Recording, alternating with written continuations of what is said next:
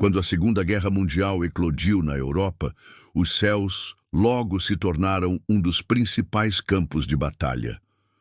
O avanço tecnológico das aeronaves tomou proporções nunca vistas, e os caças se tornaram essenciais para a proteção dos territórios, das tropas e das estratégias de ataque. Foi nesse contexto que nasceu um dos caças mais icônicos e eficazes da história da aviação militar, o P-51 Mustang.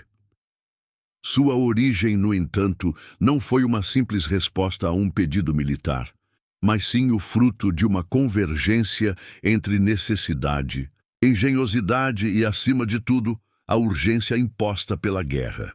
A história do P-51 começou em 1940, antes mesmo de os Estados Unidos entrarem formalmente no conflito.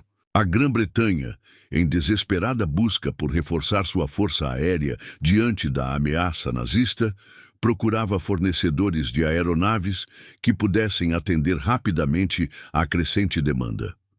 A North American Aviation, uma empresa norte-americana, com relativa pouca experiência no desenvolvimento de caças de alto desempenho, recebeu da British Purchasing Commission uma proposta para fabricar sob licença o caça Curtiss P-40 Warhawk, mas a North American surpreendeu os britânicos com uma proposta ousada.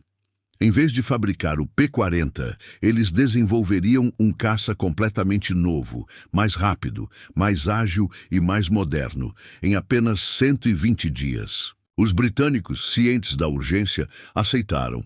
Começava ali o desenvolvimento de uma lenda dos céus. O projeto foi liderado por James Kindleberger, presidente da North American, junto com o engenheiro-chefe Raymond Rice e uma equipe altamente qualificada de projetistas. Eles tinham pouco tempo, mas contavam com recursos modernos e uma abordagem inovadora de engenharia. O novo caça seria baseado em aerodinâmica avançada, com foco na velocidade, alcance e facilidade de produção.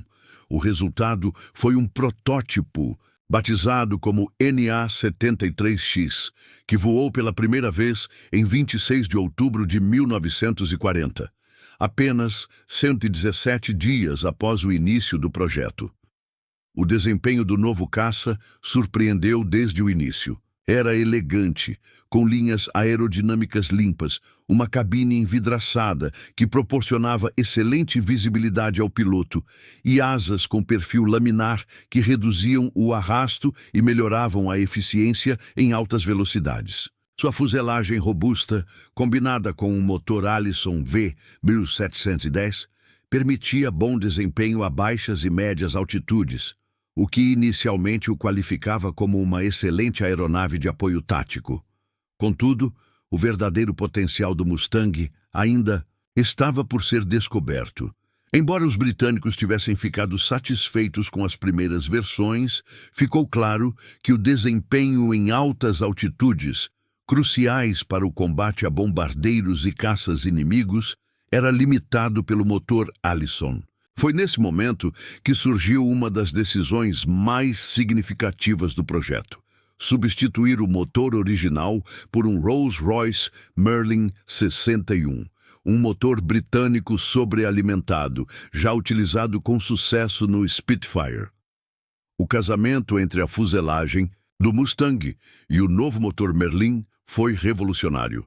O P-51B, a primeira versão com o motor britânico, demonstrou desempenho superior em todas as altitudes. Sua velocidade máxima passou dos 700 km/h e seu teto operacional aumentou consideravelmente. Mais importante ainda, com tanques de combustível suplementares, seu alcance ultrapassava os 2.500 quilômetros, o que o tornava o primeiro caça verdadeiramente capaz de acompanhar bombardeiros aliados em missões de ida e volta à Alemanha ocupada. A introdução do Mustang com motor Merlin transformou radicalmente a guerra aérea sobre a Europa. Antes dele, os bombardeiros B-17 Flying Fortress e B-24 Liberator voavam sem escolta até os alvos no coração da Alemanha. ficando vulneráveis aos ataques ferozes dos caças da Luftwaffe.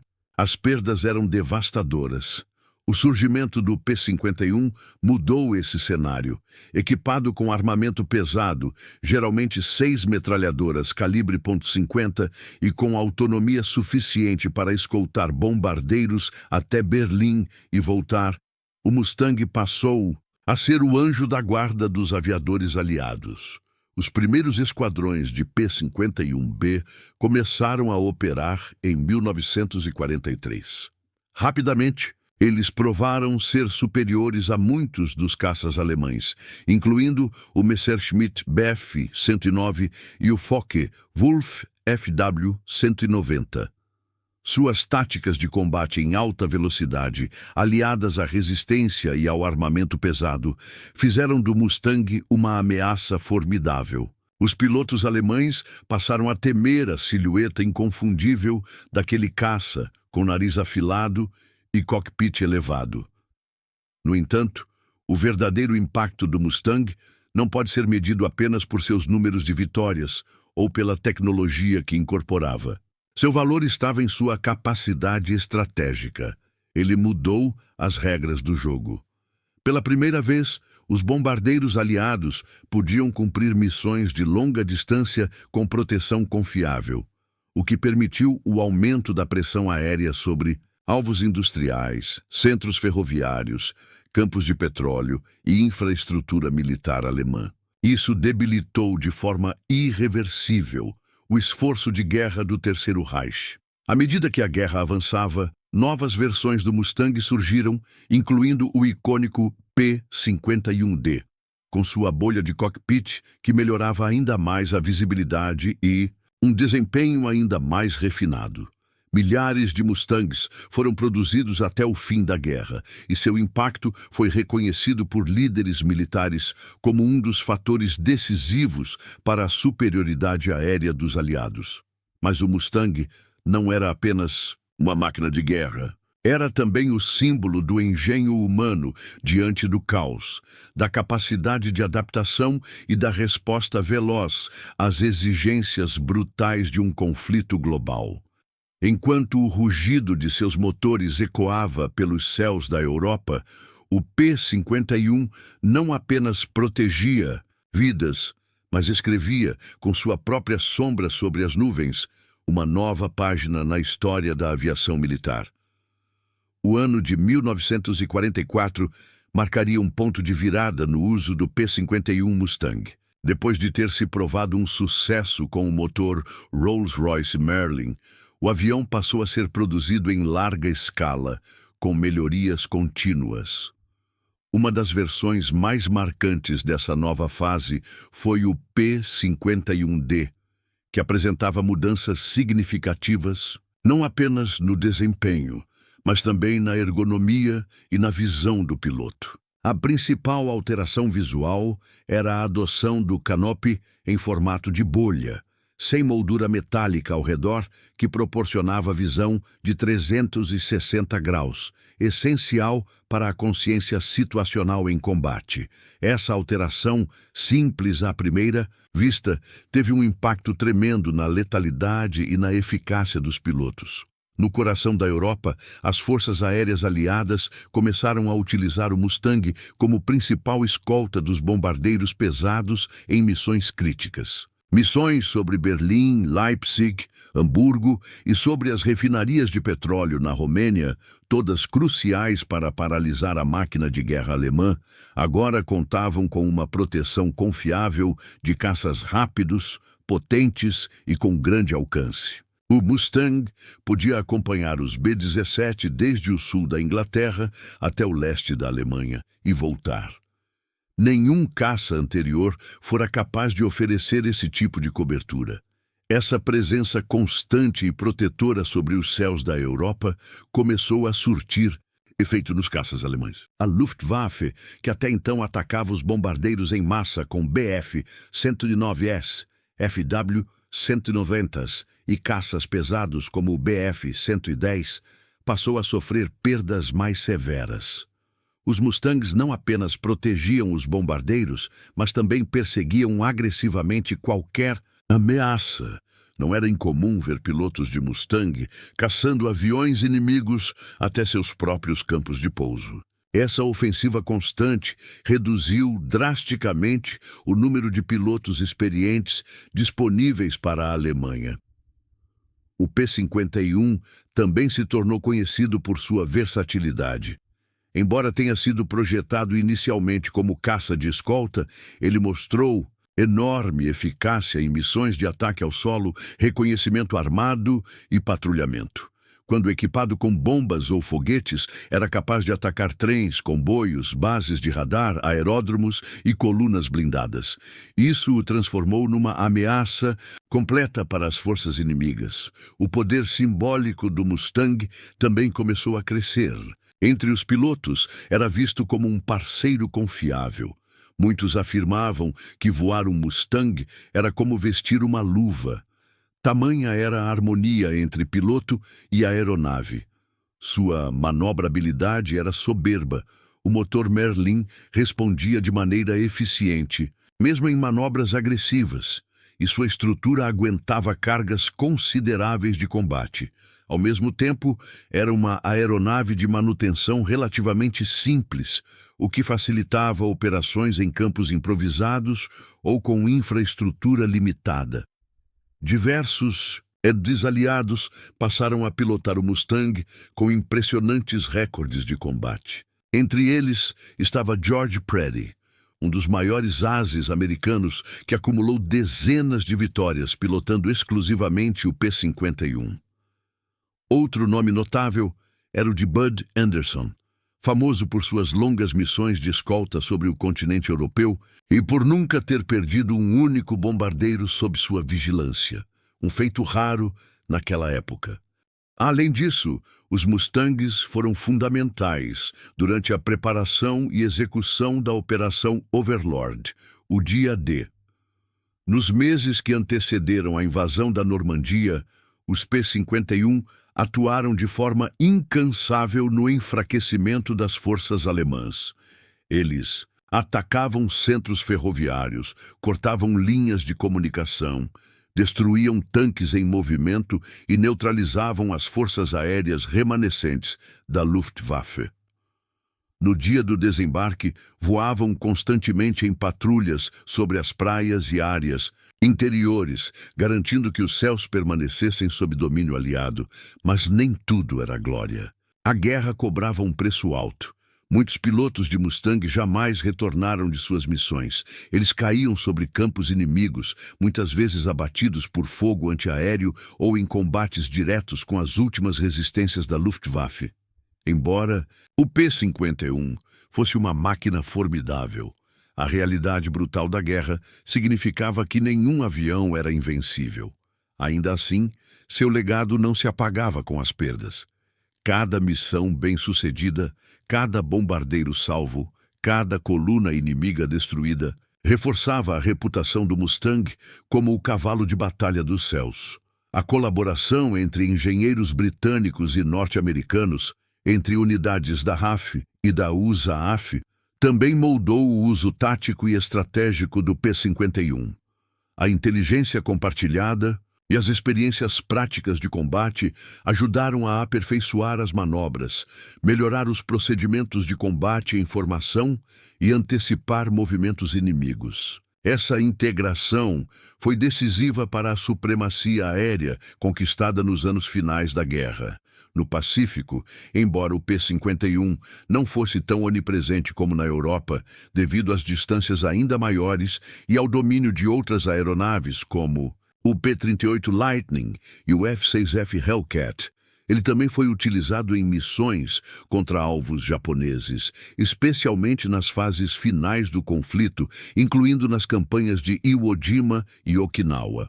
Com a instalação de bases avançadas em ilhas conquistadas, os Mustangs puderam operar em missões de longa distância até o território japonês, inclusive participando dos ataques de escolta a bombardeiros B-29.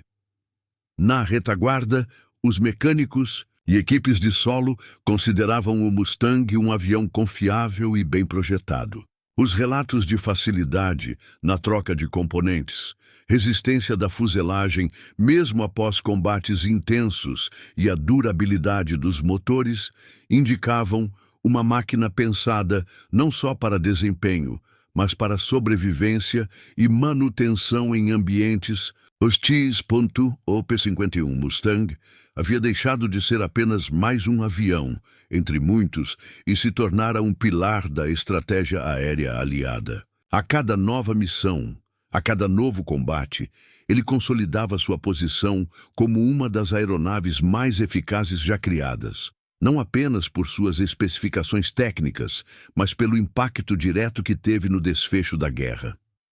A supremacia conquistada pelo P-51 Mustang nas batalhas aéreas da Europa não foi apenas um reflexo de sua engenharia sofisticada, mas também da capacidade dos aliados de explorarem ao máximo sua versatilidade. Ao longo de 1944 e nos primeiros meses de 1945, o Mustang se consolidou como o principal vetor de dominação aérea dos aliados.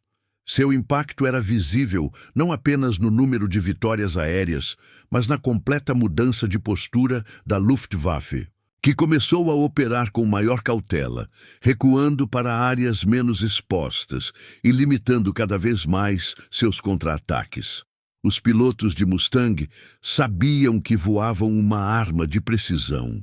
A confiança em suas máquinas era tamanha que, em várias ocasiões, esquadrilhas inteiras se lançavam em perseguições profundas a caças inimigos, mesmo correndo o risco de ficarem com pouco combustível no retorno. As táticas utilizadas pelos esquadrões americanos baseavam-se na superioridade de velocidade e manobrabilidade, adotando formações como o Finger Four, 4 caças voando em formato similar aos dedos de uma mão, garantindo cobertura mútua e resposta rápida a qualquer ameaça. Os confrontos contra os caças alemães eram brutais e exigiam não apenas habilidade, mas sangue frio. O Mustang, embora rápido e bem armado, enfrentava adversários formidáveis como o Focke-Wulf FW-190A, que em baixas altitudes podia se equiparar em manobrabilidade, e o Messerschmitt Bf-109G, cujos pilotos experientes sabiam extrair cada gota de desempenho em combates de giro. Ainda assim, o Mustang era temido, pois sua resistência em longas missões e sua estabilidade em alta velocidade tornavam-no ideal, tanto para o ataque como para a evasão. Uma das operações mais emblemáticas do Mustang foi sua participação nas ofensivas aéreas que precederam o avanço aliado após o desembarque na Normandia. Durante a Operação Cobra, que visava romper as linhas alemãs na região de Saint-Lô, os Mustangs atuaram em missões de caça livre e ataque ao solo, atacando comboios, locomotivas, depósitos de munição e colunas blindadas com precisão cirúrgica. Quando voavam em duplas, os pilotos frequentemente alternavam entre o papel de escolta e ataque, garantindo cobertura mútua, mesmo durante as investidas mais ousadas contra alvos terrestres.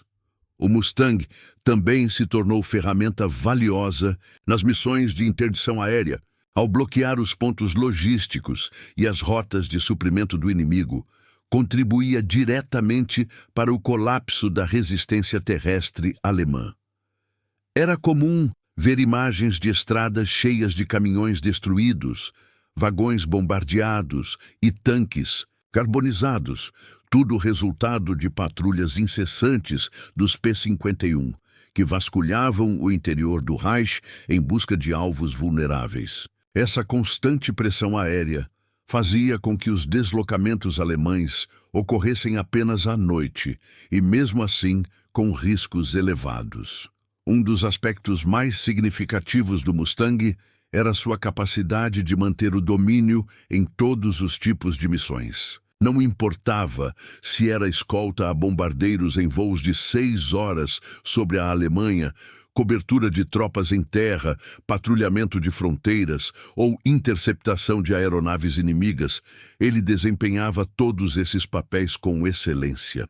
Sua autonomia, ampliada com tanques extras subalares, fez dele o verdadeiro símbolo de caças de longo alcance, uma categoria até então inexistente em escala eficiente.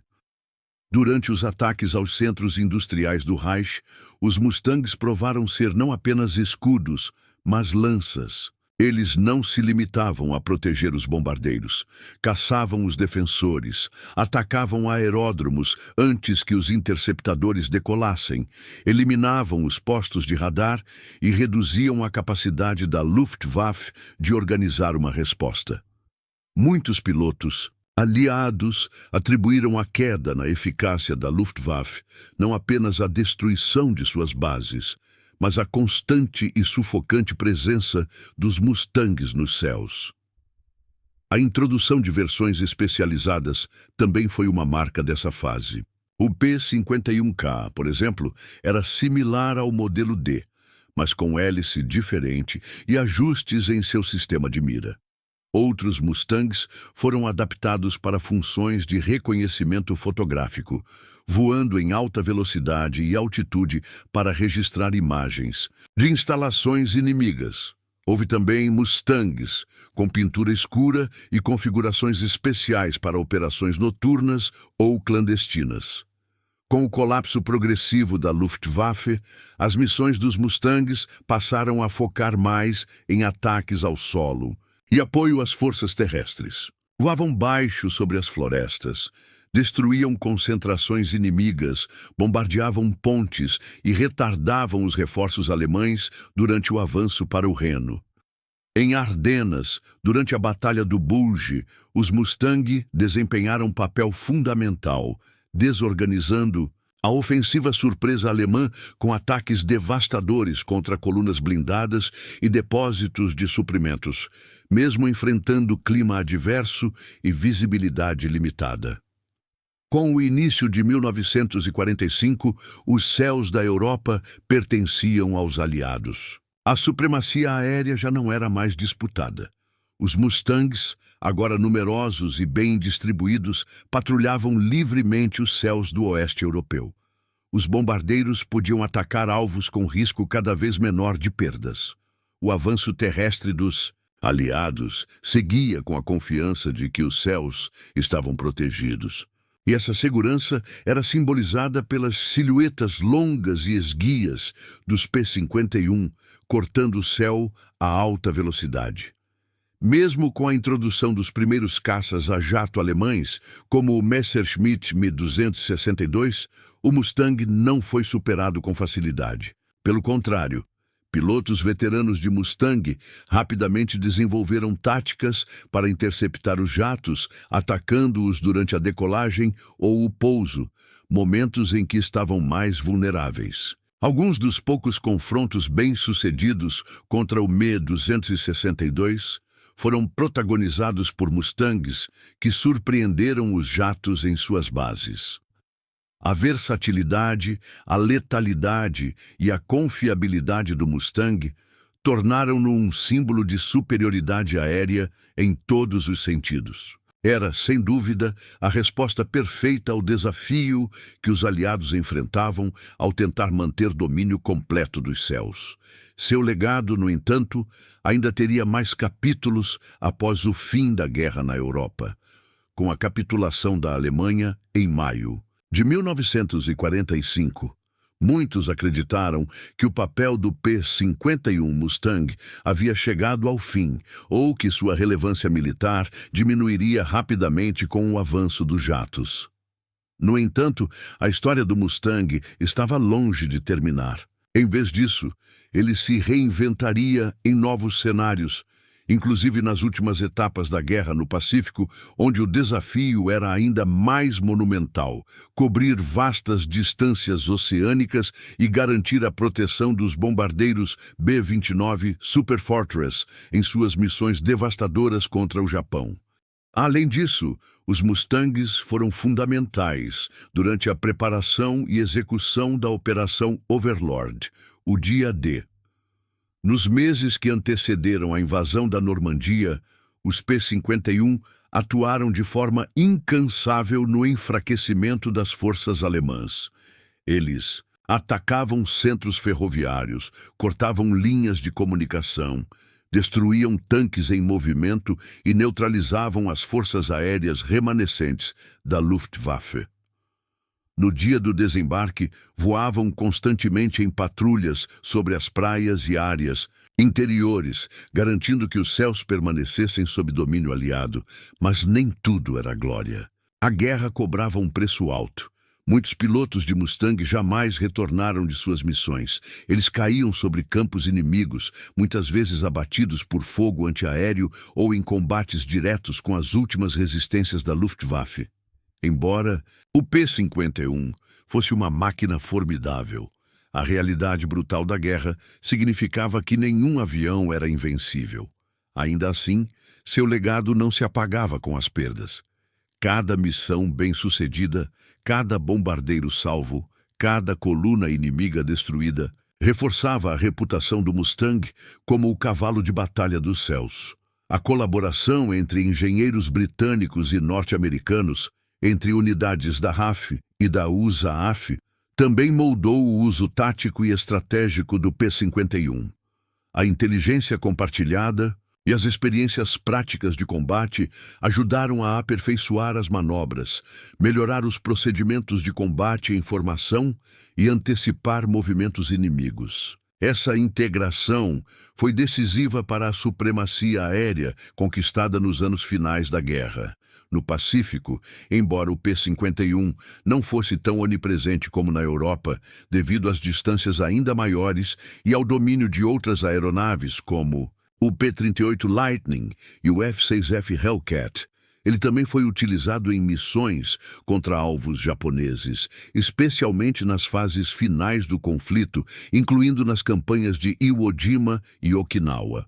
Com a instalação de bases avançadas em ilhas conquistadas, os Mustangs puderam operar em missões de longa distância até o território japonês, inclusive participando dos ataques de escolta a bombardeiros B-29. Na retaguarda, os mecânicos e equipes de solo consideravam o Mustang um avião confiável e bem projetado. Os relatos de facilidade na troca de componentes, resistência da fuselagem mesmo após combates intensos e a durabilidade dos motores indicavam uma máquina pensada não só para desempenho, mas para sobrevivência e manutenção em ambientes hostis. O P-51 Mustang havia deixado de ser apenas mais um avião, entre muitos, e se tornara um pilar da estratégia aérea aliada. A cada nova missão, a cada novo combate, ele consolidava sua posição como uma das aeronaves mais eficazes já criadas, não apenas por suas especificações técnicas, mas pelo impacto direto que teve no desfecho da guerra. A supremacia conquistada pelo P-51 Mustang nas batalhas aéreas da Europa não foi apenas um reflexo de sua engenharia sofisticada, mas também da capacidade dos aliados de explorarem ao máximo sua versatilidade. Ao longo de 1944 e nos primeiros meses de 1945, o Mustang se consolidou como o principal vetor de dominação aérea dos aliados. Seu impacto era visível não apenas no número de vitórias aéreas, mas na completa mudança de postura da Luftwaffe, que começou a operar com maior cautela, recuando para áreas menos expostas e limitando cada vez mais seus contra-ataques. Os pilotos de Mustang sabiam que voavam uma arma de precisão. A confiança em suas máquinas era tamanha que, em várias ocasiões, esquadrilhas inteiras se lançavam em perseguições profundas a caças inimigos, mesmo correndo o risco de ficarem com pouco combustível no retorno. As táticas utilizadas pelos esquadrões americanos baseavam-se na superioridade de velocidade e manobrabilidade, adotando formações como o Fingerfour, 4 caças voando em formato similar aos dedos de uma mão, garantindo cobertura mútua e resposta rápida a qualquer ameaça.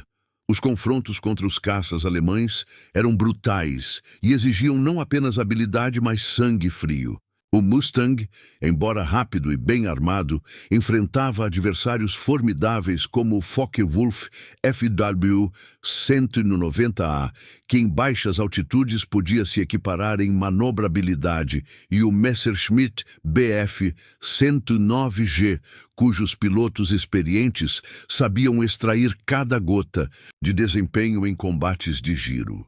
Ainda assim, o Mustang era temido, pois sua resistência em longas missões e sua estabilidade em alta velocidade tornavam-no ideal, tanto para o ataque como para a evasão. Uma das operações mais emblemáticas do Mustang foi sua participação nas ofensivas aéreas que precederam o avanço aliado após o desembarque na Normandia. Durante a Operação Cobra, que visava romper as linhas alemãs na região de Saint-Lô, os Mustangs atuaram em missões de caça livre e ataque ao solo, atacando comboios, locomotivas, depósitos de munição e colunas blindadas com precisão cirúrgica. Quando voavam em duplas, os pilotos frequentemente alternavam entre o papel de escolta e ataque, garantindo cobertura mútua, mesmo durante as investidas mais ousadas contra alvos terrestres. O Mustang também se tornou ferramenta valiosa nas missões de interdição aérea, ao bloquear os pontos logísticos e as rotas de suprimento do inimigo, contribuía diretamente para o colapso da resistência terrestre alemã. Era comum ver imagens de estradas cheias de caminhões destruídos, vagões bombardeados e tanques carbonizados, tudo resultado de patrulhas incessantes dos P-51, que vasculhavam o interior do Reich em busca de alvos vulneráveis. Essa constante pressão aérea fazia com que os deslocamentos alemães ocorressem apenas à noite, e mesmo assim com riscos elevados.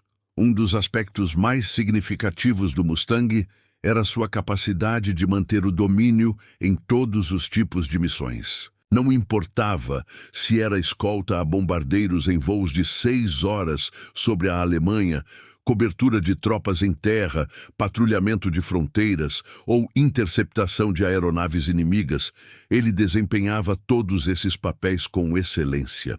Sua autonomia, ampliada com tanques extras subalares, fez dele o verdadeiro símbolo de caças de longo alcance, uma categoria até então inexistente em escala eficiente.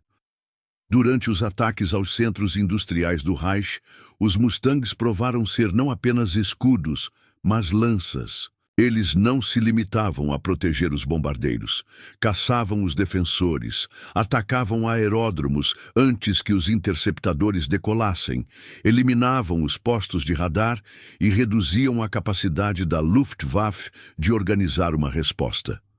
Muitos pilotos aliados atribuíram a queda na eficácia da Luftwaffe não apenas à destruição de suas bases, mas a constante e sufocante presença dos Mustangs nos céus. A introdução de versões especializadas também foi uma marca dessa fase. O P-51K, por exemplo, era similar ao modelo D, mas com hélice diferente e ajustes em seu sistema de mira. Outros Mustangs foram adaptados para funções de reconhecimento fotográfico, voando em alta velocidade e altitude para registrar imagens de instalações inimigas. Houve também Mustangs, com pintura escura e configurações especiais para operações noturnas ou clandestinas. Com o colapso progressivo da Luftwaffe, as missões dos Mustangs passaram a focar mais em ataques ao solo e apoio às forças terrestres. Voavam baixo sobre as florestas, destruíam concentrações inimigas, bombardeavam pontes e retardavam os reforços alemães durante o avanço para o Reno. Em Ardenas, durante a Batalha do Bulge, os Mustang desempenharam papel fundamental, desorganizando A ofensiva surpresa alemã, com ataques devastadores contra colunas blindadas e depósitos de suprimentos, mesmo enfrentando clima adverso e visibilidade limitada. Com o início de 1945, os céus da Europa pertenciam aos aliados. A supremacia aérea já não era mais disputada. Os Mustangs, agora numerosos e bem distribuídos, patrulhavam livremente os céus do oeste europeu. Os bombardeiros podiam atacar alvos com risco cada vez menor de perdas. O avanço terrestre dos aliados seguia com a confiança de que os céus estavam protegidos. E essa segurança era simbolizada pelas silhuetas longas e esguias dos P-51 cortando o céu a alta velocidade. Mesmo com a introdução dos primeiros caças a jato alemães, como o Messerschmitt Me-262, o Mustang não foi superado com facilidade. Pelo contrário, pilotos veteranos de Mustang rapidamente desenvolveram táticas para interceptar os jatos, atacando-os durante a decolagem ou o pouso, momentos em que estavam mais vulneráveis. Alguns dos poucos confrontos bem-sucedidos contra o Me-262 foram protagonizados por Mustangs que surpreenderam os jatos em suas bases.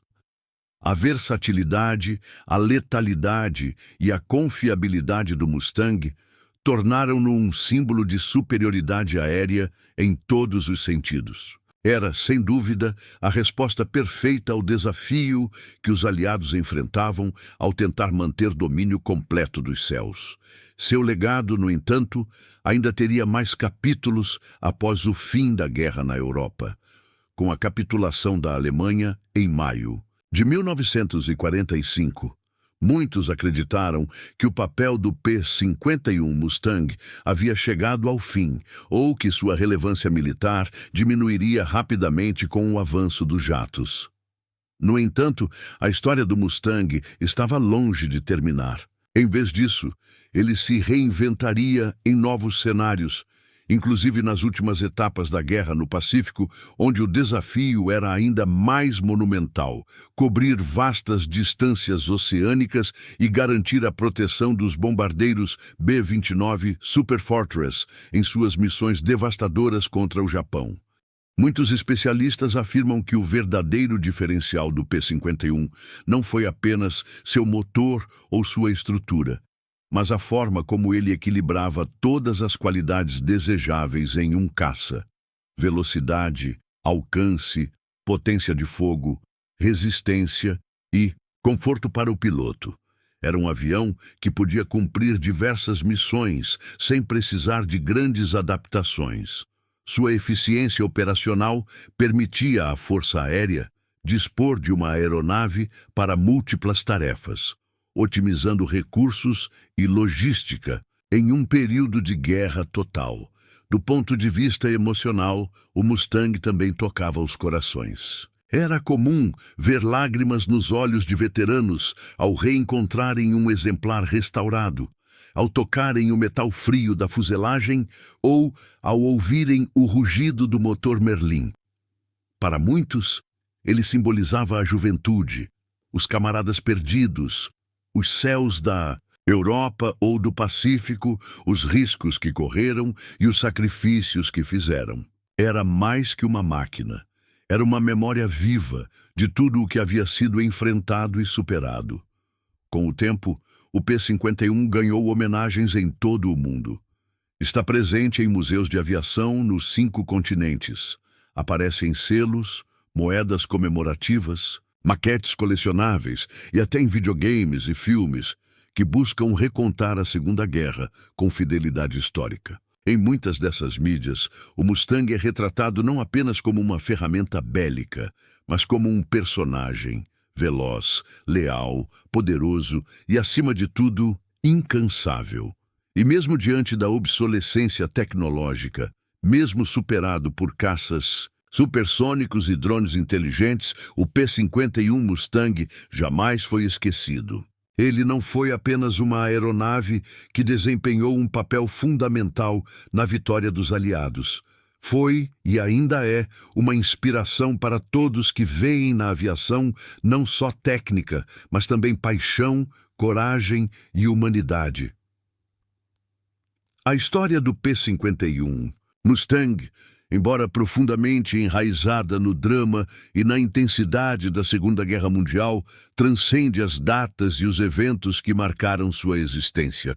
Quando o último tiro foi disparado na Europa, quando os céus do Pacífico se silenciaram após a rendição japonesa, o Mustang permaneceu, não apenas como peça de metal e motor, mas como símbolo duradouro de tudo o que a humanidade pode alcançar sob a pressão da necessidade e da esperança. Talvez uma das maiores ironias do P-51 seja que ele nasceu não de um projeto meticulosamente planejado ao longo dos anos, mas de uma promessa ousada feita por uma empresa jovem, disposta a inovar diante da urgência britânica. Em menos de 4 meses, da prancheta ao primeiro voo, o Mustang já cortava os céus com promessas de mudança, e cumpriu. Nunca antes uma aeronave teve um impacto tão decisivo na forma como se travava a guerra aérea. E nunca mais a aviação seria a mesma depois dele.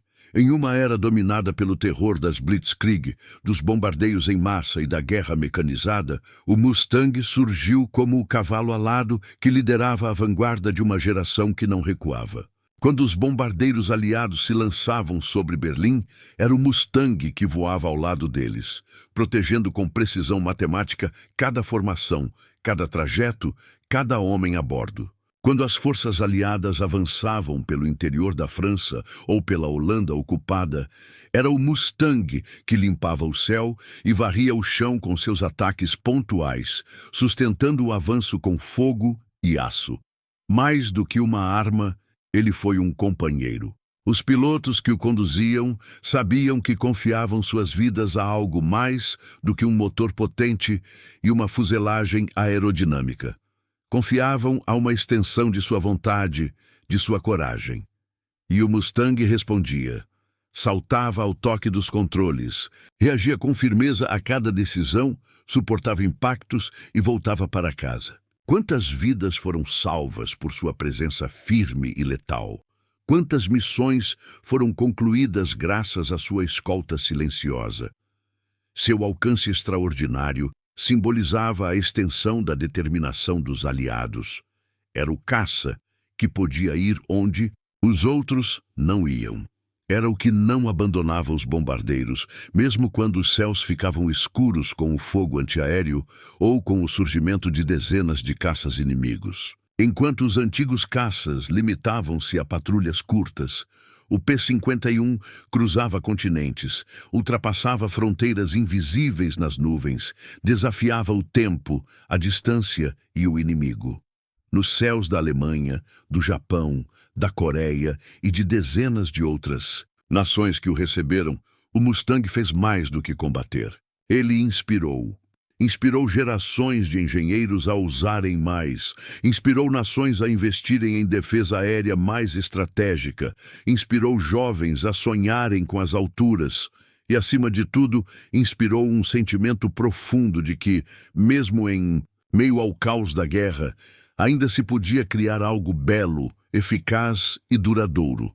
À medida que os anos passaram, a silhueta inconfundível do P-51 passou a ser vista com reverência. Aviões restaurados começaram a surgir em encontros de veteranos. Museus passaram a colocá-lo em posição de destaque. Artistas pintaram suas linhas, cineastas contaram suas histórias, e pilotos mais jovens voaram nele como uma forma de reconectar-se. Com uma época onde coragem e máquina andavam lado a lado, voar um Mustang deixou de ser apenas pilotar, tornou-se uma forma de homenagear. Ao mesmo tempo, sua história foi sendo ensinada não apenas como parte de livros técnicos, mas como parte do entendimento do século XX. O Mustang se tornou exemplo de como a colaboração internacional pode gerar frutos extraordinários. Um avião americano, construído por exigência britânica, melhorado com motores britânicos e usado por dezenas de nações, Era, de certa forma, um símbolo da própria aliança que venceu a guerra. Ele não pertencia a um único país, mas a um esforço coletivo de vencer a tirania com inovação, velocidade e coragem. Nos céus da história, poucas aeronaves voam tão alto quanto o P-51 Mustang. Não por sua velocidade, não por sua altitude máxima, mas porque representa a perfeita fusão entre forma e função, entre necessidade e genialidade.